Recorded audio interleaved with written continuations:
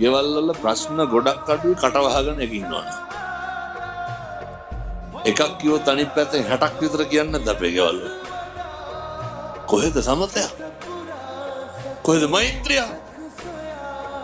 එකට එක කියන එක නවත්තන්න පුරුදු වෙන්න. එකට එක කරන එක නවත්තන්න. මම හවර තාත්තගෙන් කවත් අන්තිමට කොල්ල අරගෙන මගේ පුතේ කියලා තුරුල් කරගත්තා. එක දවසක්වත් නැහැ. අර බෙදාගෙන ඉන්නව නේද ගෙවල් වල? මේ තාත්තා සැරට ඉන්නව අම්මා බුර්ලට ඉන්න. අනේ කවුද ඔය කියන්නේ? හදාගත්ත මනස්ගත වෙන්නේ දරුවෝ ඈත් වෙන එක විතරයි. මම අපේ තාත්තලාට කියනවා පැත්තොන්ගේ අර බජාර් භාෂාවෙන් කියන්නේ ආතල්. පැත්තන්ගේ ආතල් හින්දා දරුවෝ නැති කරන්න එපා. ඒ මොකද්ද?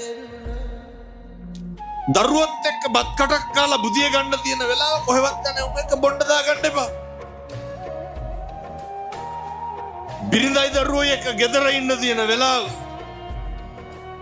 කොහෙවත් යන මිනිස්සුන්ගේ පාටි වලට ගිහිල්ලා වැඩක් තියෙනවා. එක බිරිඳයි දරුවෝ එක්ක ඉන්න නිදා ගන්න බත් ටික කන්න වැළඳ ගන්න තුරුල් කර ගන්න තියෙන වෙලාව හම්බ කරන්නම යට කරන්න එපා.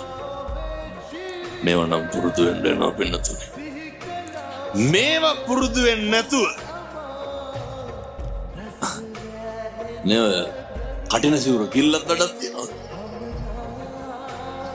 මෙව්ව ගෙදරක නැත්තම්